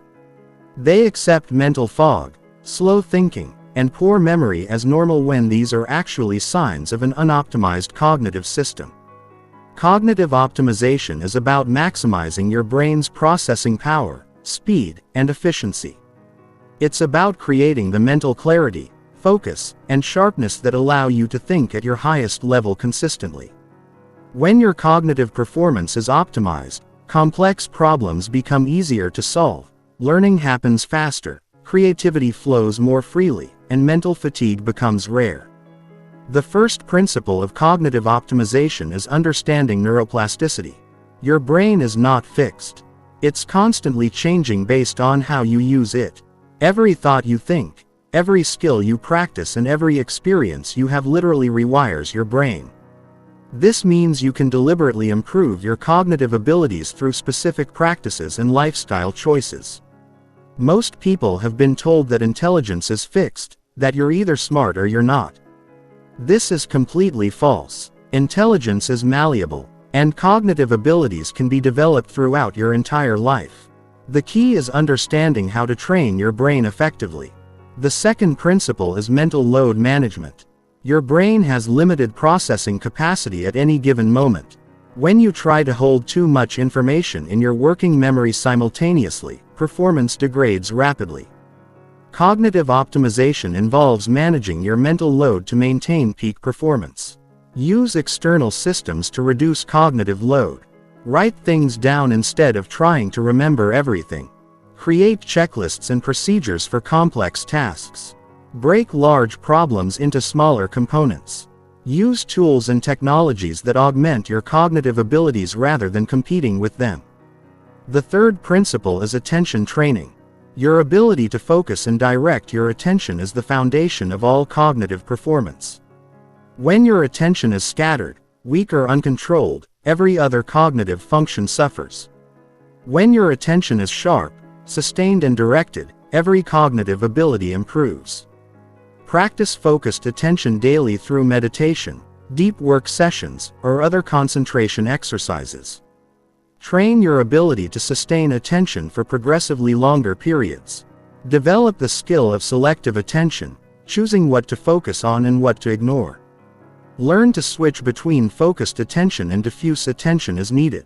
The fourth principle is cognitive cross-training.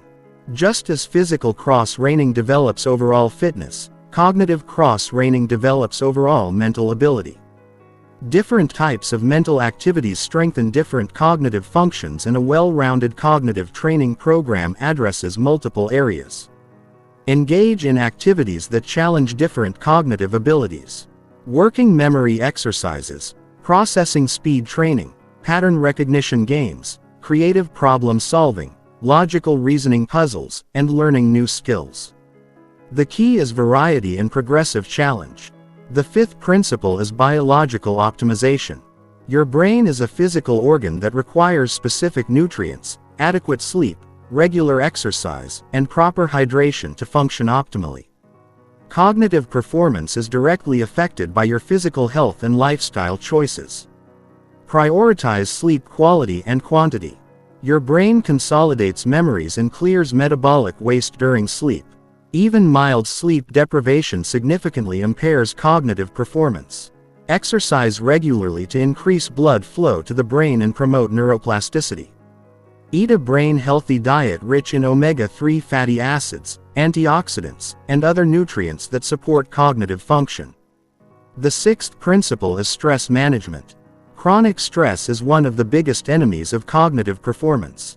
Stress hormones like cortisol impair memory formation, reduce cognitive flexibility, and make it difficult to think clearly. Acute stress can sometimes enhance performance, but chronic stress always degrades it.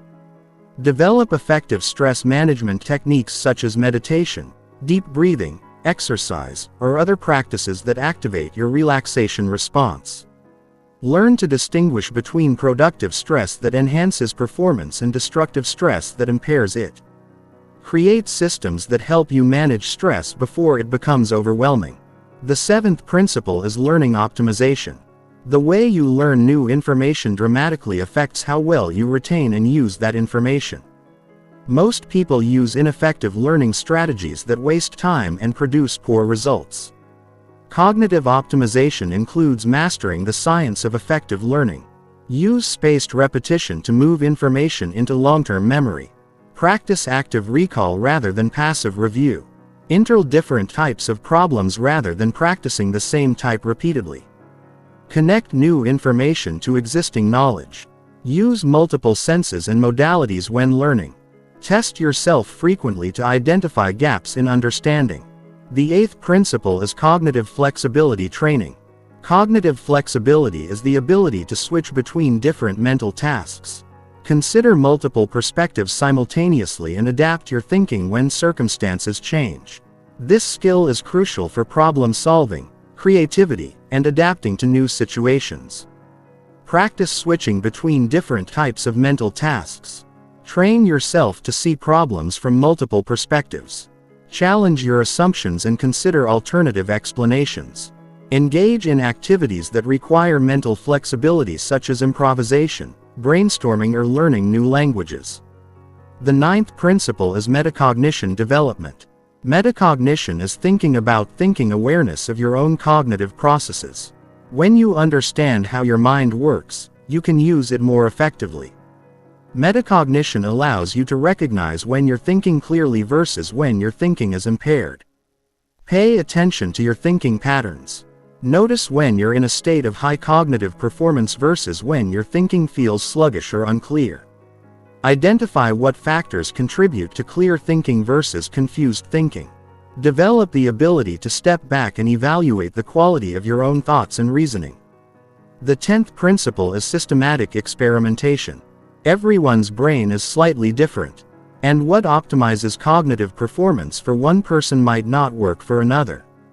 The most effective approach is to systematically experiment with different techniques and track your results. Try different cognitive enhancement techniques and measure their effects on your performance. Keep a cognitive performance journal noting your mental clarity, focus, creativity, and problem-solving ability under different conditions. Use objective measures when possible, such as reaction time tests or working memory assessments. Cognitive optimization is not about becoming superhuman. It's about consistently operating closer to your true cognitive potential. When you optimize your cognitive performance, mental work becomes more enjoyable, learning becomes faster and easier, and you develop confidence in your ability to handle complex intellectual challenges. The ultimate goal is to create a state of consistent mental clarity and sharpness that allows you to think at your best whenever you need to. Instead of accepting mental fog, confusion, or slow thinking as inevitable, you develop the skills and systems that maintain peak cognitive performance throughout your life. Chapter 14: Integration and Real-World Application. Knowledge without application is worthless. You can understand every principle of mental mastery intellectually, but until you integrate these skills into your daily life and apply them to real challenges, they remain theoretical concepts rather than practical tools. Integration is where mental mastery transforms from an interesting idea into a life-changing reality. Most people consume self-improvement content passively, reading books or listening to audiobooks without ever implementing what they learn. They enjoy the inspiration and insights but never do the hard work of actually changing their mental patterns. They understand the concepts but don't develop the competencies. This passive consumption creates the illusion of progress without producing actual results. Mental mastery requires active integration. You must deliberately practice new skills, consciously apply new frameworks, and systematically implement new approaches until they become natural and automatic. Integration is not a one-time event. It's an ongoing process of weaving new mental skills into the fabric of your daily life. The first principle of integration is gradual implementation. Don't try to apply every mental mastery technique simultaneously. This leads to overwhelm, inconsistency, and abandonment. Instead, focus on mastering one skill at a time until it becomes automatic. Then add the next skill. Start with the mental skill that would have the biggest impact on your current challenges. If you struggle with focus, begin with attention training. If you're overwhelmed by negative emotions, start with emotional regulation. If you make poor decisions, focus on decision mastery. Master one foundation skill before building additional capabilities. The second principle is contextual application. Abstract mental skills become powerful when applied to specific real-world situations. Take each mental mastery principle and identify exactly how you'll use it in your personal and professional life. How will you apply thought architecture to your career challenges? How will you use emotional sovereignty in your relationships? How will you implement decision mastery in your financial choices? How will you use focus weaponization in your daily work? Make each principle practical and specific to your life circumstances. The third principle is systematic practice. Mental skills require deliberate practice to develop just like physical skills. You cannot expect to master emotional regulation by reading about it once. You must practice it repeatedly in increasingly challenging situations. Create practice schedules for your mental skills. Set aside specific time each day for mental training. Use daily situations as practice opportunities for applying new skills. Track your progress and identify areas that need additional development. Treat mental skill development as seriously as you would treat physical fitness training. The fourth principle is measurement and feedback. You cannot improve what you don't measure. Develop ways to track your progress in applying mental mastery skills so you can see what's working and what needs adjustment. Keep a mental mastery journal where you record your daily practice. Note successes and challenges, and reflect on your progress. Use objective measures when possible, such as tracking your ability to maintain focus for specific periods or measuring how quickly you recover from emotional setbacks. Regular measurement keeps you accountable and motivated. The fifth principle is environmental integration. Your environment should support your mental mastery practice rather than undermining it. Design your physical and social environment to make good mental habits easier and poor mental habits harder. Create physical spaces that support mental clarity and focus. Surround yourself with people who reinforce empowering mindsets and challenge limiting beliefs. Limit exposure to environmental factors that drain mental energy or promote unconscious thinking. Make your environment an ally in your mental mastery journey. The sixth principle is challenge progression.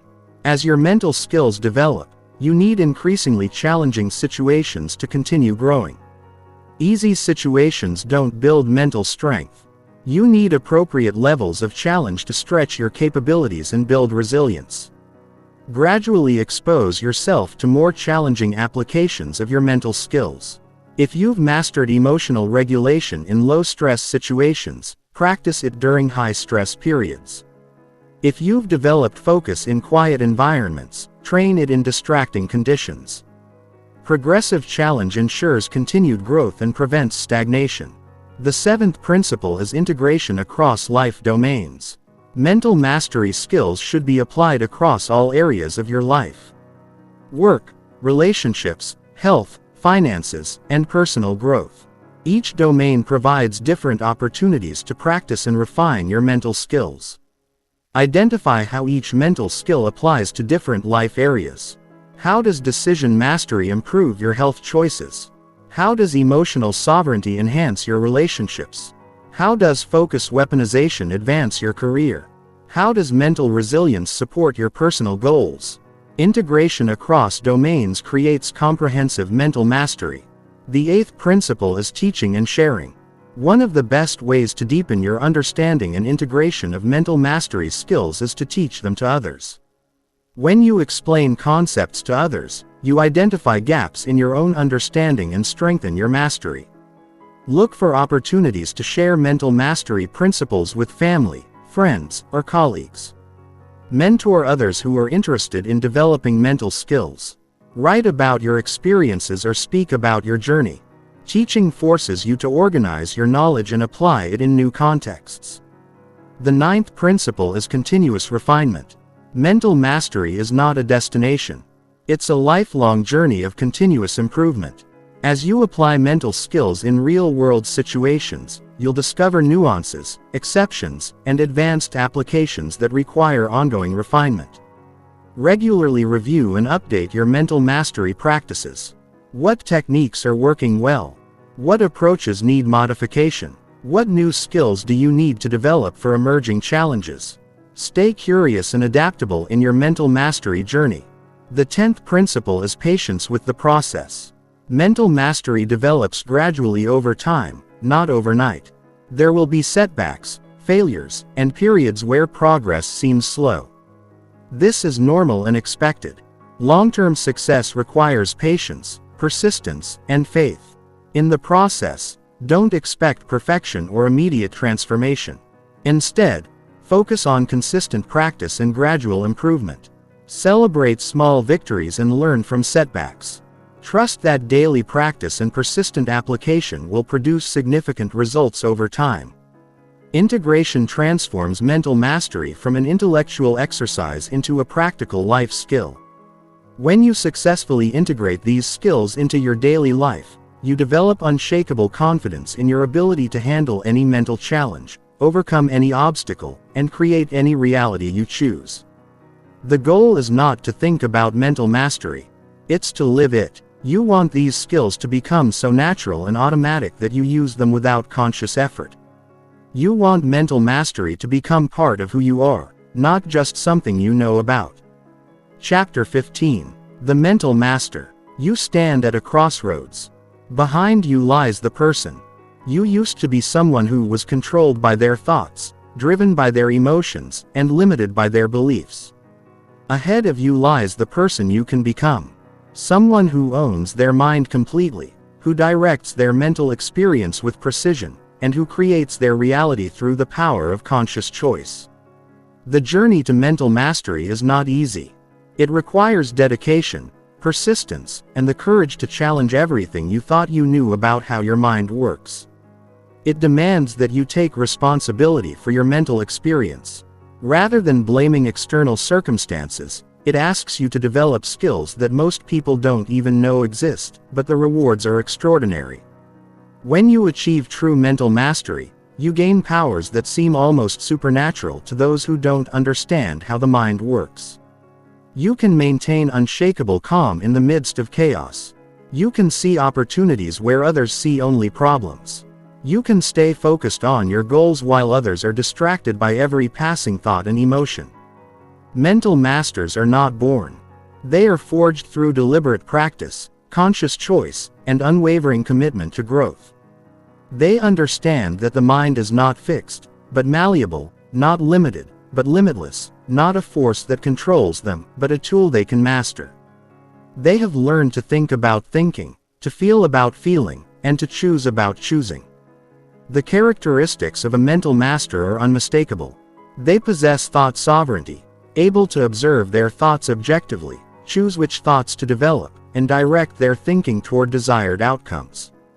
They have emotional mastery, experiencing the full range of human emotions without being controlled by them. Using emotions as information rather than allowing emotions to use them as puppets. Mental masters demonstrate decision excellence, making choices based on clear values and long-term consequences rather than immediate impulses or social pressure. They exhibit focus mastery, able to concentrate their attention like a laser beam on whatever matters most while filtering out distractions and irrelevant information. They show memory optimization, learning faster and retaining information longer through systematic application of memory principles. They display resilience, mastery, bouncing back from setbacks stronger than before and using adversity as fuel for growth rather than evidence of inadequacy.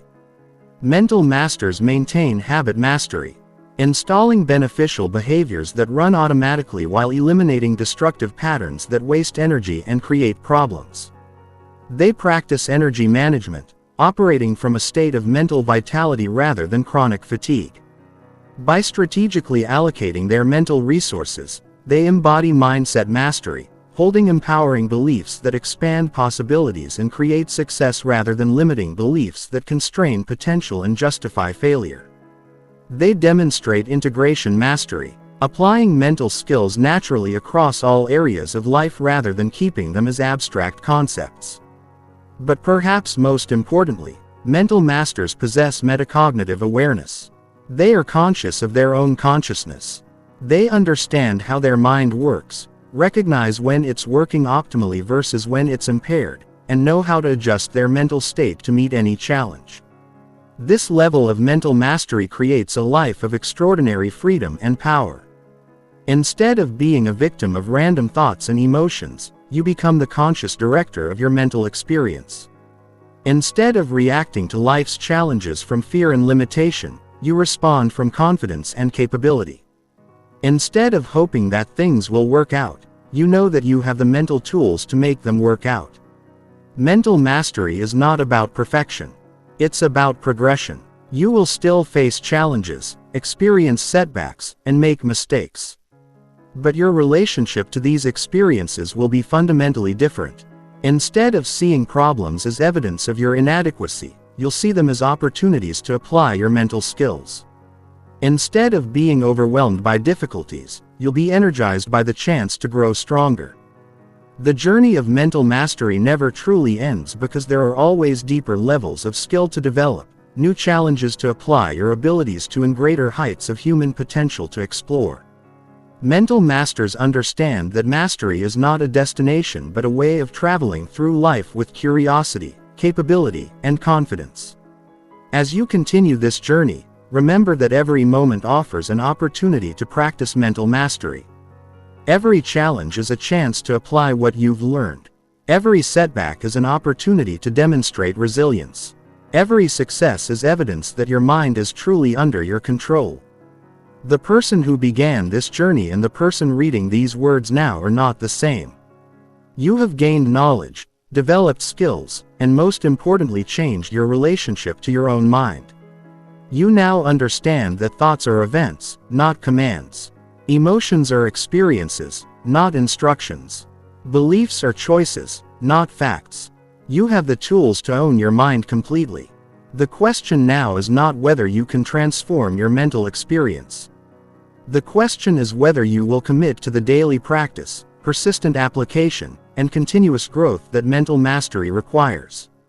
The world needs people who have mastered their minds. In a time when most people are controlled by fear, driven by impulse, and limited by unconscious programming, mental masters stand as beacons of what's possible when human consciousness is developed to its full potential.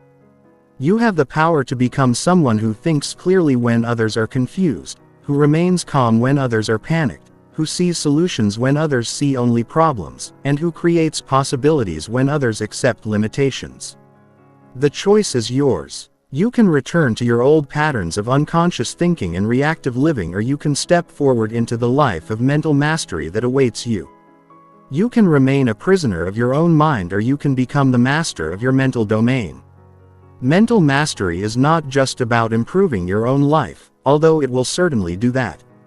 It's about becoming the kind of person who can contribute something meaningful to the world, who can help others see what's possible, and who can live as an example of human potential fully realized. Your mind is the most powerful tool you will ever possess. The question is, will you master it or will it master you? The answer lies in the choices you make from this moment forward. Choose mastery. Choose growth. Choose to own your mind completely. The mental master you can become is waiting for you to step into that identity. The only thing standing between who you are now and who you can become is the decision to commit fully to this path. And the discipline to walk it every single day.